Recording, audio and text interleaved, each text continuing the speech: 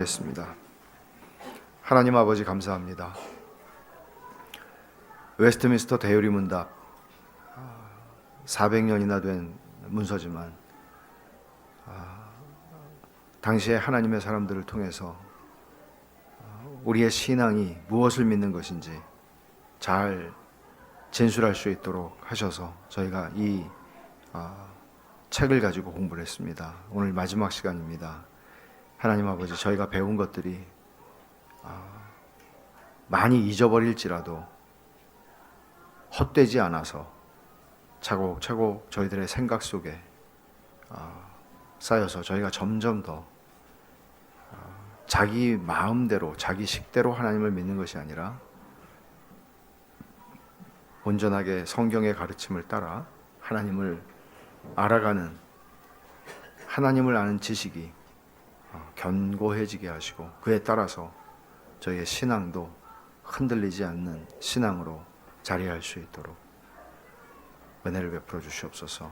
이 한 시간도 주님 함께하여 주시기를 원합니다. 예수님의 이름으로 기도합니다. 아멘. 드디어 마지막 시간입니다. 195문 주기도문으로 마치게 되는데요. 대부분의 옛날에 우리 기독교 신앙의 도리를 가르치는 대부분의 그 문서들, 신앙 고백문이나 또는 교리 설명들을 보면 놀랍게도요, 세 가지가 있어요. 그 세 가지는 뭔가 하면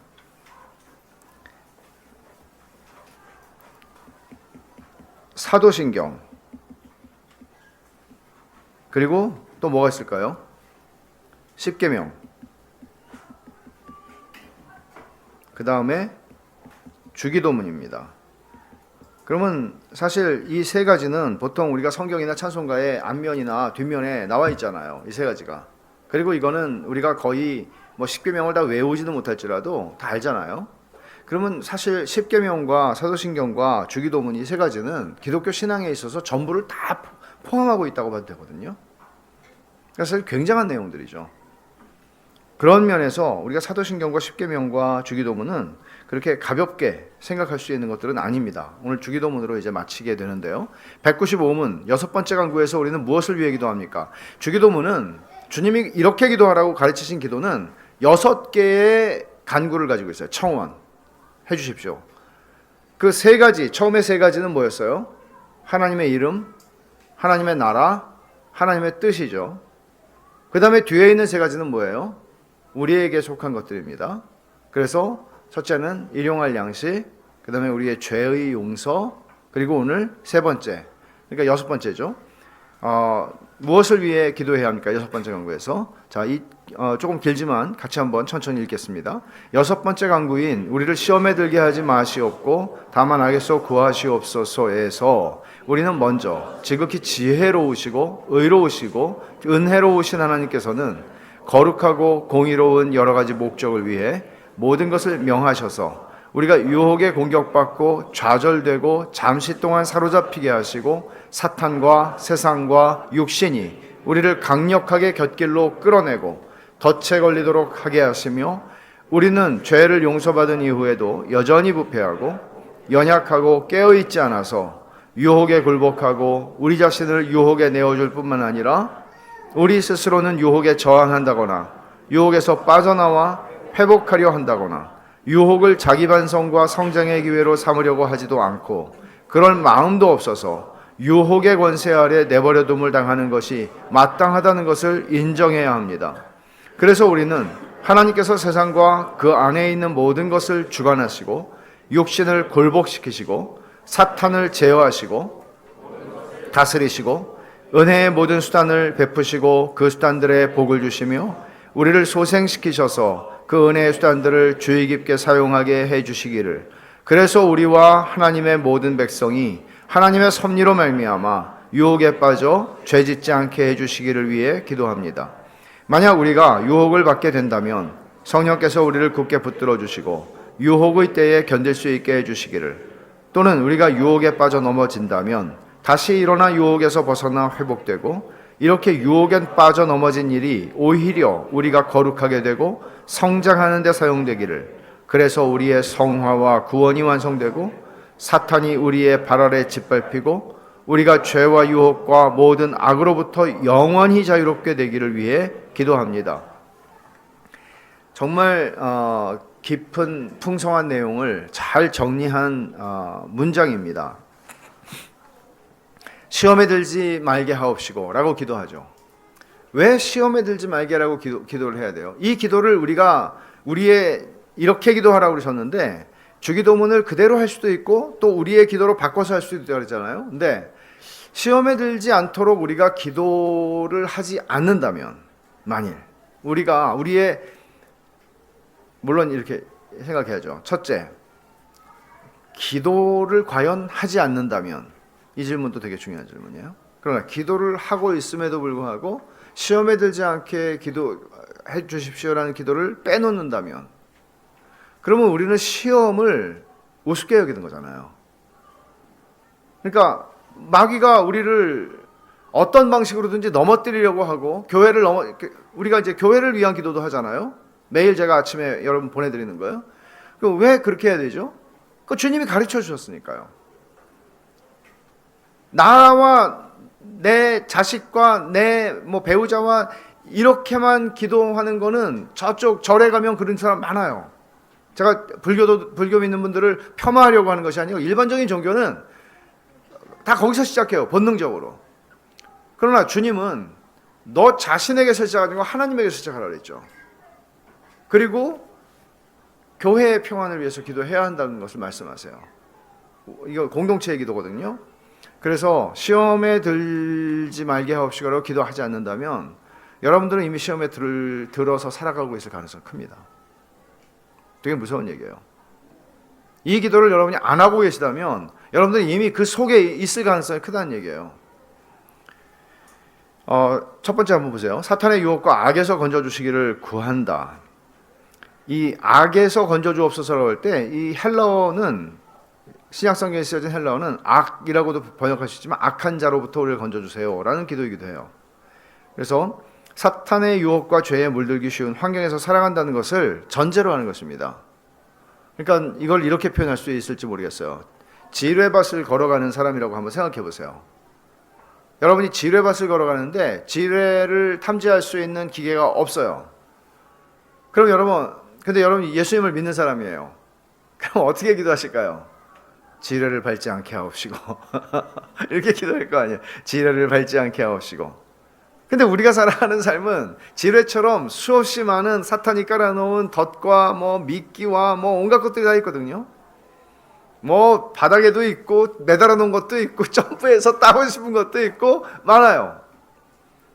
근데 그거를 먹으면 우리는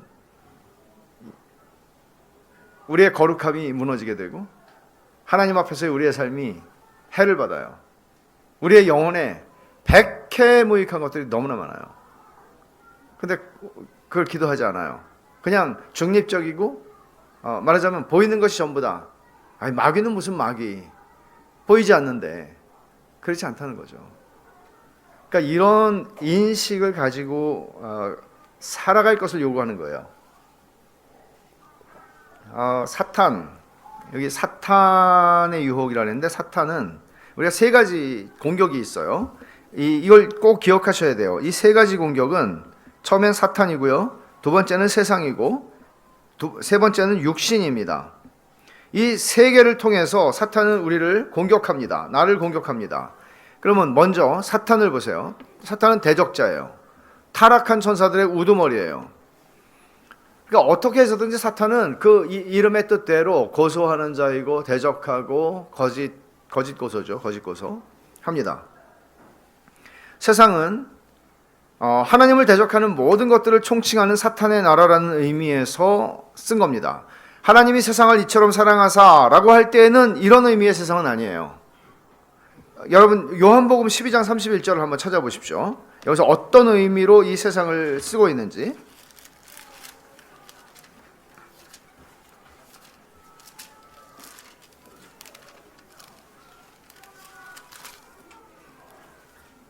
요한복음 12장 31절을 보면 이제 이 세상에 대한 심판이 이르렀으니 이 세상 임금이 쫓겨나리라. 이 세상의 임금 마귀를 얘기하는 거죠. 그러면 지금 마귀의 나라를 총칭하는 개념으로, 사탄의 나라를 총칭하는 개념으로 세상을 쓰고 있습니다. 그러니까 세상이 이런 의미에서는 요한계시록 18장에서 바벨론이 멸망을 하는 얘기가 나오는데, 그 바벨론은 어떤 개념이에요? 성경의 요한계시록에서 딱 구별되는 게 바벨론이 나오죠. 바벨론이 나오고 또 하나가 뭐가 나와요? 예루살렘이 나와요. 그러면 예루살렘은 이스라엘에 있는 예루살렘이 아니라 거룩한 성 예루살렘이에요. 여기는 거룩이라고 하는 가치가 있어요. 근데 이 성은 뭐라고 불리죠? 큰 성이라고 불려요. 이거는 세상의 가치를 딱 보여주는 거예요. 바벨론은 이 세상의 나라를 얘기하고, 여기서 세상이죠. 그리고 예루살렘은 교회, 그리스도의 신부, 거룩함을 추구하는 나라를 얘기해요. 그러면 세상은 두 가지로 딱 갈라지는 거죠. 세상과 교회예요. 교회는 거룩함을 추구해요. 거룩함을 추구함에도 불구하고 하나님께서 우리를 번성하게 하세요. 그럴 수 있어요. 그러나 교회는 크기를 추구하지 않아요. 커질 수는 있지만 크기를 추구하지 않아요. 근데 바벨론의 가치는 크기에 있어요. 사이즈에 있다고요. 크고 큰 거예요. 다. 돈도 커야 되고 능력도 커야 되고 모든 것들이 크기에 초점을 맞추고 있어요. 거룩하냐, 도덕적이냐, 온전하냐 관심 없어요. 크면 돼요. 이런 세상을 지금 얘기하는 겁니다. 이런 세상 속에서 우리 살아가거든요. 그러면 얼마나 우리가 이 씨름이 크겠어요. 이런 속에서 정신 똑바로 차리지 않으면. 육신, 몸이 아닌, 몸을 가리키지 않아요. 성경에서 이 육신이라고 얘기할 때에도 육신, 영어로는 이제 flesh라고 하는 말을 쓰죠. 근데 몸이라는 얘기를 하는 거는 뭐 그야말로 body인데, 여기서 육신이라고 바울이 주로 얘기할 때는 죄성과 관련해서 얘기할 때가 가장 많아요. 근데 몸이라는 거는 중립적이잖아요. 몸, 우리가 지금 있는 몸은 중립적이에요. 뼈와 살로 되어 있는 몸은 중립적이죠. 그래서 이 육신, 몸이 아닌 타락한 인간 본성 전체라는 의미에서 육신이라고 말해요. 그래서 사탄과 세상과 육신이 우리를 넘어뜨린다는 거죠. 예를 들어서 이런 거예요. 너희의 몸의 사욕을 좇지 말고 라고 바울이 얘기하거든요. 로마서 6장에서 몸의 사욕을 좇지 말고. 몸의 사욕이 뭐예요? 몸의 사욕은 예를 들어서 먹고 싶은 본능이 있죠? 그게 문제입니까? 아니죠. 하나님이 창조하신 사람 안에 그게 있는 거죠. 본능적으로 있는 거죠. 근데 문제는 뭔가 하면 우리가 범죄한 이후에 그 본능적인 욕구들이 우리를 완전히 삼킬 만큼, 그러니까 욕구의 종이 되어버리는 거예요. 욕구를 위해 존재하는 거예요. 먹기 위해 존재하는 거예요. 그러니까 어떤 그런 육신의 욕구들, 그런 것들에게 완전히 잠식되어 버리는 거죠. 먹는 것이나 성적인 것이나 이런 많은 것들에 의해서 어떤 눈으로 보는 것의 정욕이라든지 이런 많은 것들이 우리를 유혹합니다. 그러니 얼마나 이게 이 기도를 하지 않을 수 없겠어요. 부패하고 연약하고 깨어있지 않아서라는 표현이 있는데, 부패하고 연약하고 깨어있지 않아서라는 말을 잘 보세요. 부패했다는 말은 악하다는 말이에요. 그리고 연약한 거죠. 깨어있지 않은 건 주의결핍이죠. 그러니까 정신 안 차리고 사는 거죠. 그럼 여러분, 여기 왜 부패하고 연약하고 깨어있지 않아서라는 말을 쓰는지를 한번 생각해 보십시오. 부패하고 연약하고라는 말, 우리는 이렇게 살면서 약하다는 것에는 상당히 많이 공감을 하고 인정을 해요. 근데 악하다는 쪽으로는 안 가요. 그럼 생각해 보세요. 내가 약함 때문에, 이게 나쁜 건 아닙니다. 약함 때문에 그리스도가 필요해요. 근데 악함 때문에 그리스도가 필요하지 않다면 이건 기독교가 아닙니다.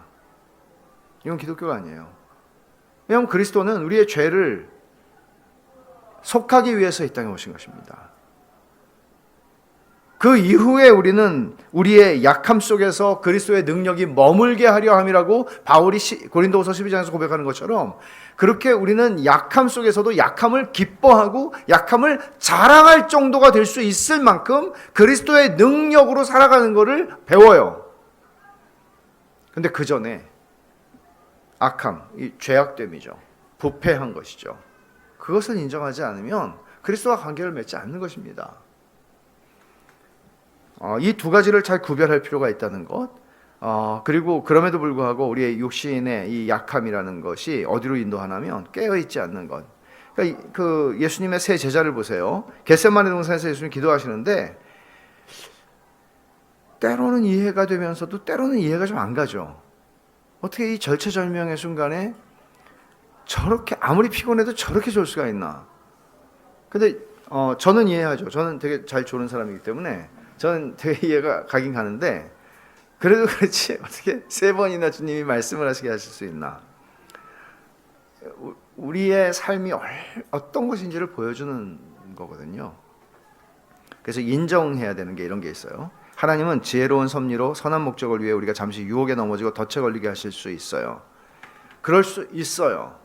그러니까 유혹에 넘어가지 않도록 우리를 지켜주신다고 약속하시지 않고요. 넘어지니까 유혹에 빠지지 않게 해달라고 기도하라는 거잖아요. 빠지도록 허락하실 수 있어요. 하나님께서 섭리 가운데에서. 그리고 우리를 골탕 먹이시려고가 아니고 선한 목적을 위해서요. 과거에 여러분들이 어떤 유혹에 크게 넘어져가지고 실패를 경험한 적이 있다면, 범죄한 적이 있다면 그것을 어떻게 하나님께서 유익하게 만드셨는가를 생각해 보세요. 알 수 있죠. 알 수 없는 분은 저한테 오셔서 약간 얘기하시면 제가 좀 도와드릴 수 있을 수도 있어요. 장담할 수는 없지만. 알 수 없으면 안 돼요. 그건 알아야 돼요. 옛날에 내가 이렇게 넘어졌지만 하나님께서 이걸 유익하게 만드셨어. 고난당하는 것이 내게 유익이라. 이런 것들이죠.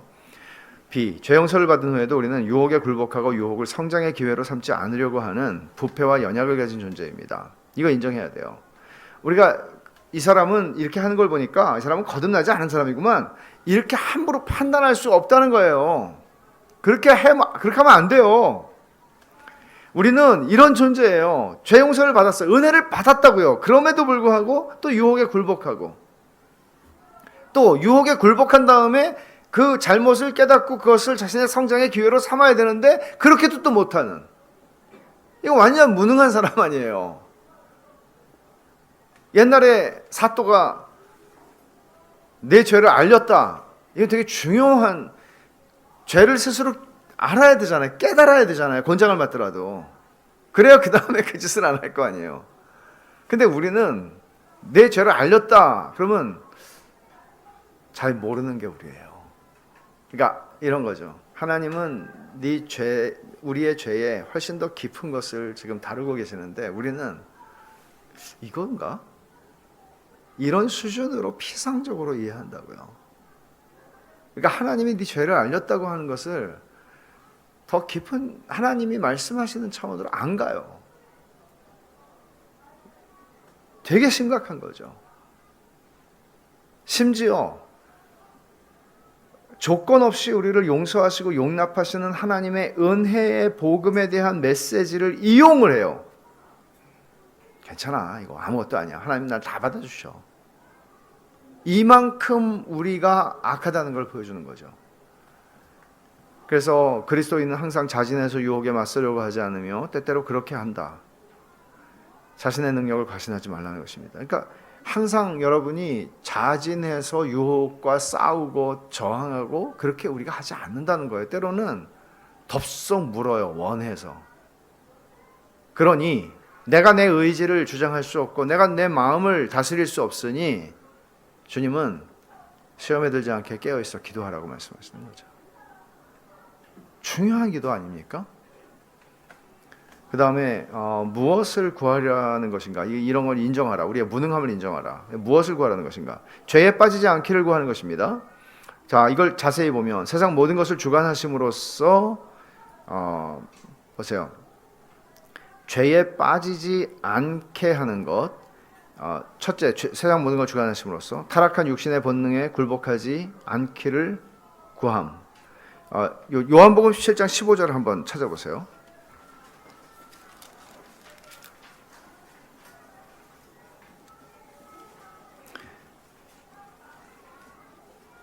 예수님께서도 전능하신 하나님께 이렇게 믿는 자들을 위해 기도하신다는 사실을 아십니까? 내가 비옵는 것은 그들을 세상에서 데려가시기를 위함이 아니요 그냥 죽는 거죠. 이거는 다만 악에 빠지지 않게 보존하기를 원합니다. 위함입니다. 라고 기도하세요. 그러니까 하나님이 모든 것을 주관하고 계세요. 그래서 저들이 악에 빠지지 않기를 기도하세요. 그게 하나님의 기뻐하시는 뜻이에요. 그러나 우리가 어떤 악을 행할 때, 유혹에 넘어져서 악을 행할 때 우리의 다리몽댕이를 부러뜨려 가지고 그걸 못하게 하시는 방식으로 하나님이 우리를 강제력을 사용하셔서 하지는 않으세요.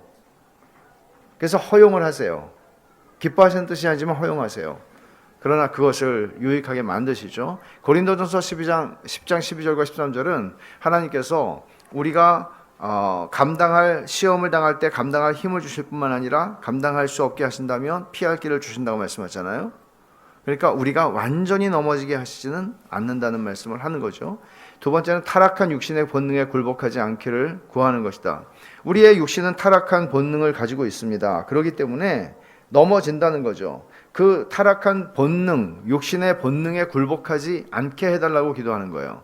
하나님께서는 그리스도인이 죽어서 온전히 거룩하게 되어 영광에 들어가기까지는 육신을 전적으로 제거하거나 근절하지 않으십니다. 그러니까 우리 성화가 안 끝나는 거죠. 그러나 성령님의 중생과 성화 사역을 통해 육신의 활동을 제한하고 억제하심으로 그것을 복종시키십니다. 이게 여러분 칭의와 중생이 어떻게 크게 차이가 나요? 그 율법과 복음에서도 제가 이걸 한 챕터씩 다뤘지만 칭의는 그냥 일어난 사실이에요. 너 의롭다 인정해 주시는 거예요. 그러나 중생은 새 마음을 우리 안에 주셔서 이제는 죄 짓는 거를 싫어하는 마음이 생기게 만드시는 거예요. 근데 문제는 뭔가 하면 우리 안에 죄된 본성이 같이 아직도 살아서 남아 있어요. 그럼 전쟁이 일어나는 거죠. 육신의 소욕과 성령의 생각 사이에 전쟁이 일어나는 거죠. 근데 이 중생한 새 마음을 그러니까 성화는 뭔가 하면 이 싸움 속에서 죽이고 살리는 싸움이에요. 뭘 죽여요? 육체의 소욕을 죽이는 거예요. 우리의 본능적인 사욕을 죽이는 거예요. 살리는 건 뭘 살려요? 새 마음을 살리는 거예요. 어떻게 새 마음을 살릴 수 있어요? 은혜의 수단들을 통해서요. 은혜의 수단들을 통해서요. 그러니까 왜 우리가 기도를 해야 되고, 왜 우리가 성경을 읽어야 되고, 묵상해야 되고, 왜 우리가 하나님의 말씀 앞에 앉아 있어야 되고, 이게 왜 필요해요? 교제가 왜 필요해요? 그렇게 해야 우리의 우리의 중생 때 주신 새 마음이 강화가 돼요. 살아나요. 여러분이 이걸 테스트 해보실 필요는 없어요. 한 달 동안 내가 성경을 한 절도 읽지 않고, 교회 절대 오지 않고, 교인들 전화하면 절대 받지 않고, 목사가 전화하면 더 차단해버리고, 목사 전화번호는, 그러고 기도하지 않고 한 달에 한 번 내가 살아보겠다. 이런 건 실험하지 마세요. 하지 말라 그러면 또 하시고 싶을 거예요. 진짜 한번 해볼까?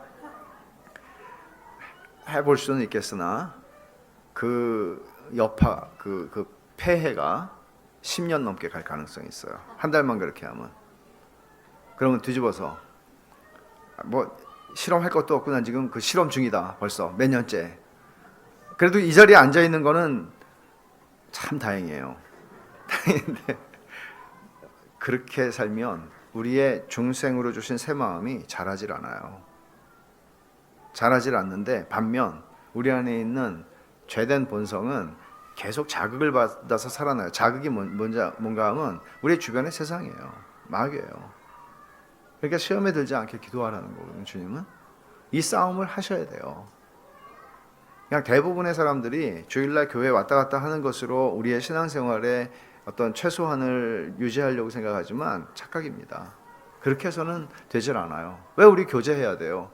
믿는 사람끼리 교제하면서 하는 게 왜 중요해요? 왜냐하면 믿는 사람들끼리 교제하면서 받은 은혜를 나눌 수 있거든요. 근데 받은 은혜를 나누지 않고 받은 불만을 나누면 그러면 또 이게 되게 민감하거든요. 우리의 그 본성은 민감하고 굉장히 민감해서 반응을 되게 잘해요. 막 아멘 뭐 이렇게 어떤 듣기 싫은 어떤 이상한 나쁜 소리를 들으면 아멘 그리고 이제 쭉 따라가거든요.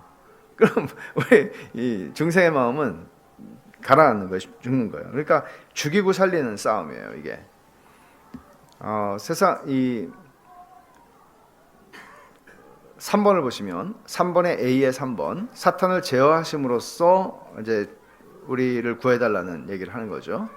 사탄을 제어하심으로써 사탄을 제어하는 거는 욥을 사탄이 시험하려고 할 때 하나님께서 너 생명을 건들면 안 된다 말씀하시잖아요. 그러니까 하나님이 제어하세요. 만약에 제어하시지 않으면 우리가 사탄의 밥이 되는 거죠.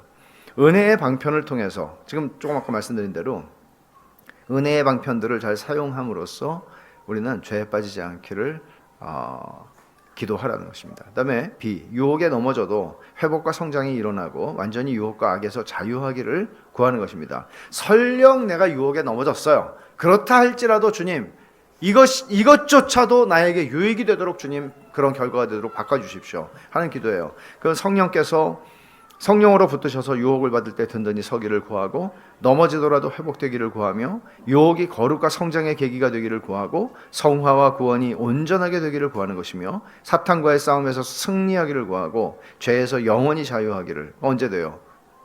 죽을 때 되는 거죠.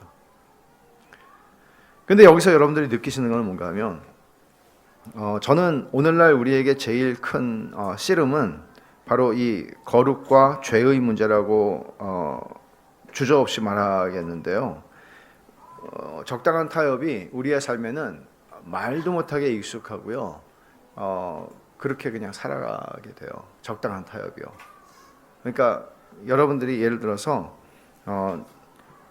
정말 뭘 원하세요? 그러면 정말 거룩한 사람이 되기를 원합니다. 왜냐하면 하나님 거룩하시니까요. 라고 하는 생각을 우리가 얼만큼 하고 있을까요? 거룩한 사람이 되기를 원합니다. 멋진 사람이 되기를 원합니다. 뭐 다른 표현들로 많이 할 수 있겠지만 거룩한 사람이 되기를 원합니다. 여러분 제가 전에 우리가 성경 읽기를 알고 있는 로버트 머리 맥체인 목사님, 이분은 스코틀랜드에서 29세의 나이에 하나님의 부르심을 받은 분입니다. 로버트 머리 맥체인은 이런 얘기를 하거든요. 두려운 얘기죠. 저한테 늘 생각하는.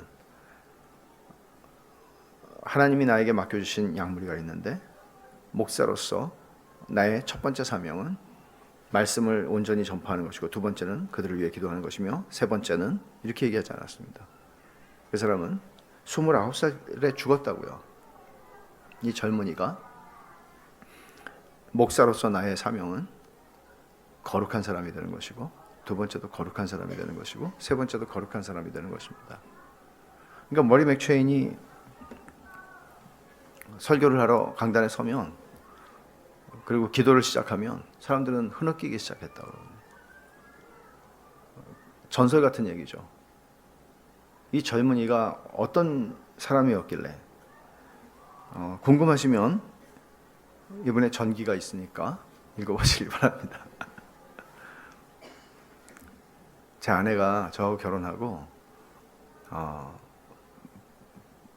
아주 좋았던 거 두 가지 중에 하나가 로버트 머리 맥체인의 전기를 읽게 된 거라고 그랬거든요.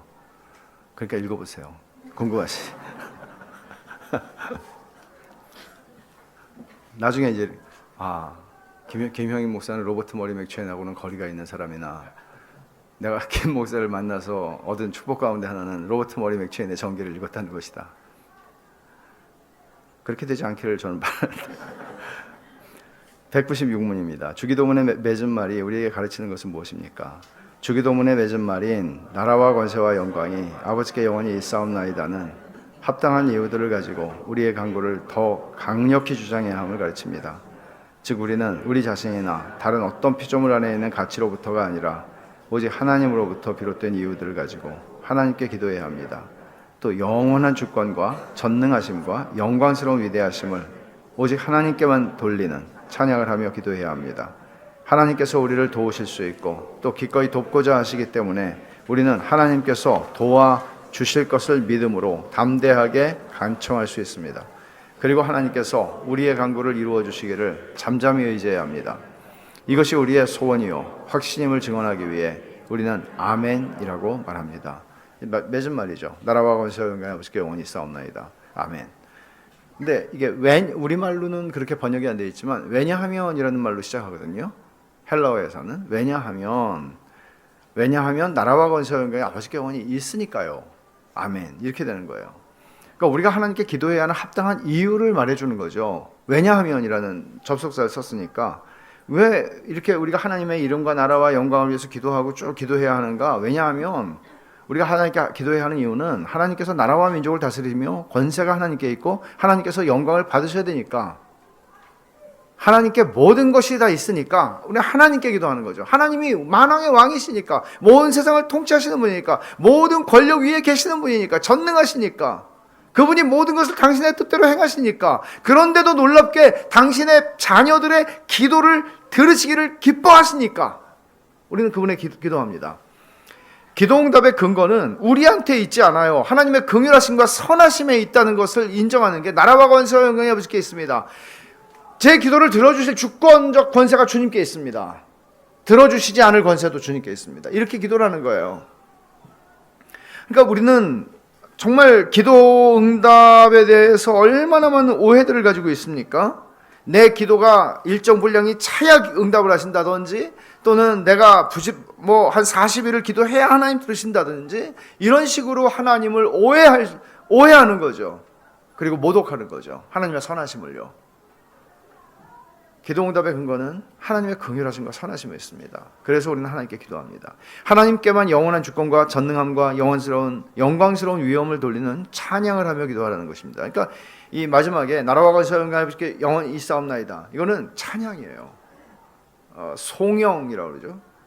독설로즈, 하나님을 찬양하는 거예요. 영광을 돌리는 거예요.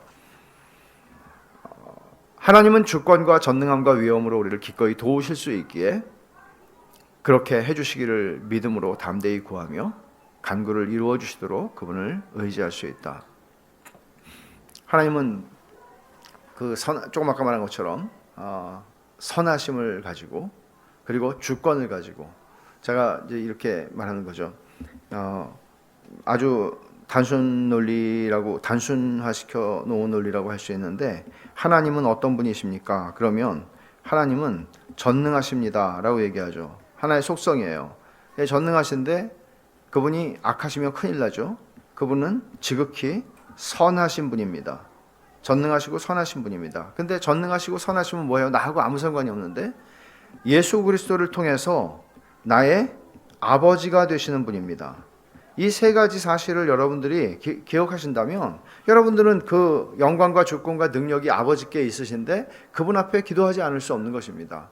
왜냐하면 그분은 전능하시고요, 여러분의 삶의 모든 것들을 통치하시는 분이시고요, 그분은 선하신 분이시며, 근데 그분은 그리스도를 통해서 나의 아버지가 되십니다. 그렇다면 우리는 그분에게 기도하지 않을 수 없는 거죠. 아버지께 기도하지 않을 수 없는 거죠. 아멘 이라고 끝나죠. 우리의 소원과 확신을 확증하고 고백하는 것입니다. 정말입니다, 주님, 이런 말이에요. 정말입니다. 정말입니다. 내 마음 중심을 담아서 고백합니다 라는 얘기예요. 그러면 자, 이제 정리를 하면, 우리가 주기도문을 통해서, 주님이 가르쳐 주신 기도를 통해서 우리에게 가르쳐 주시는 것은, 오늘 특별히 6번째 간구와 마지막 맺은 말에서 날마다 은혜에 의존하는 삶을 살라는 것이죠. 내 능력으로 산다고 착각하지 말라는 겁니다. 그러니까 여러분, 우리가 되게 힘들다고 느낄 때가 많잖아요. 사실 참 버겁다 인생이. 근데 야, 나에 비하면 넌 아무것도 아니, 이렇게 하는 것도 참 얄미운 거잖아요. 뭐 옛날에 나 같으면 그럼 구한말에 우리 할머니 그렇게 할 수 없죠. 자기 힘으로 살지 않는다는 것을 느낄 수 있는 기회로 주시는 거잖아요. 버겁다고 느끼는 거는. 여러분, 삶이 만만하세요? 그럼 여러분 철이 안 난 거죠. 삶이 너무 만만하고 너무 즐거워요. 즐거운 것도 죄예요? 이렇게 말하지 마세요. 철이 안 나서 즐거운 거예요. 우리는 이마에 땀이 흘러야 하는 존재고 힘들어요. 근데 힘든 걸 마약처럼 우리를 속이는 게 세상과 육신과 마귀예요. 마약처럼 우리를 속여요. 진통제처럼. 예를 들어서 너무 힘들어 이 인생이. 오늘은 한도 200만 원만 쓰자. 막 사. 기분이 좋아요. 이튿날 아침까지만. 해보고 하는 소리는 아니고요. 막 먹어요. 그게 마약이거든요. 그때 정말 내 힘으로는 안 되는구나. 난 은혜가 필요하구나. 그러니까 우리의 그 인생에 이게 꽉 채워져야 되는데 결핍이죠. 이만큼은 내가 어떻게 해보겠는데 이게 안 되는데 이게 얼마나 이게 버겁겠어요. 인생이 이만큼이 안 되는데, 그러면 이만큼이 안 되는 부분이 은혜로 채워져야 되는 부분이잖아요. 그러니까 주님, 나는 보통 사람보다 능력이 더 없어서 주님이 더 필요해요 라고 얘기해야 되잖아요.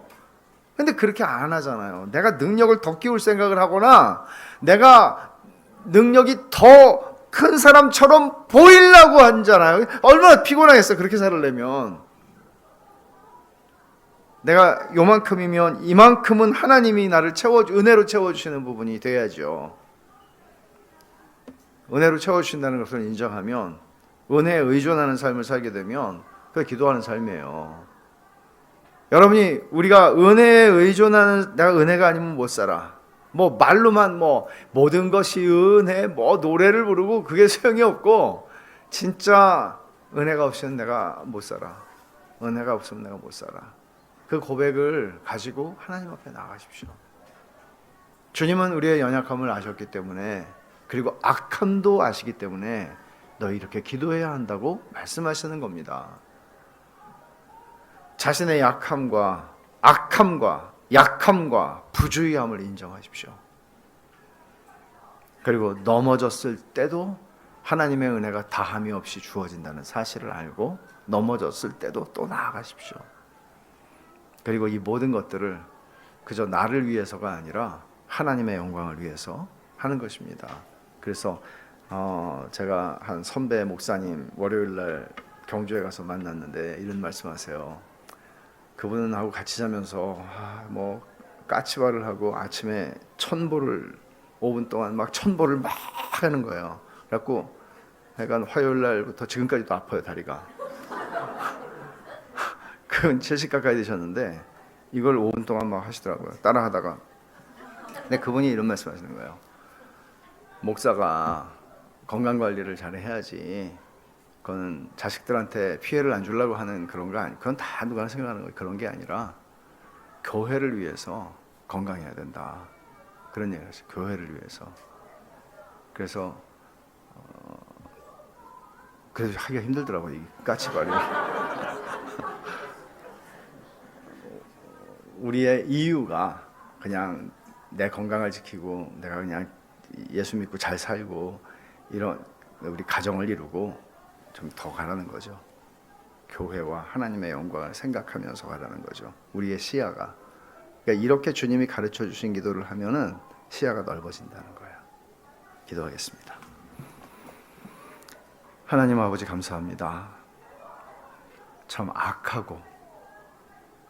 뿐만 아니라 약하기가 그지없어서 저희들의 힘으로는 아무리 결심을 하고 또 은혜를 받으면 내일부터 정말 잘할 수 있을 것 같다가도 그렇게 쉽게 넘어지는 저희들인데, 주님은 그래서 너희는 이렇게 기도해야 해 라고 말씀하셨습니다. 주님, 저희들 마음대로 기도하지 않게 해주시고 주님이 가르쳐 주신 대로 이 뜻을 생각하고 새기면서 기도함으로 저희가 이 기도와 함께 점점 더 주님의 모습으로 변화되어 가고 거룩해져 가는 그런 은혜를 저희들의 인생에 허락하신 시간들을 통하여 이루게 하여 주시옵소서. 감사합니다. 웨스트민스터 대요리 문답을 다 공부했습니다.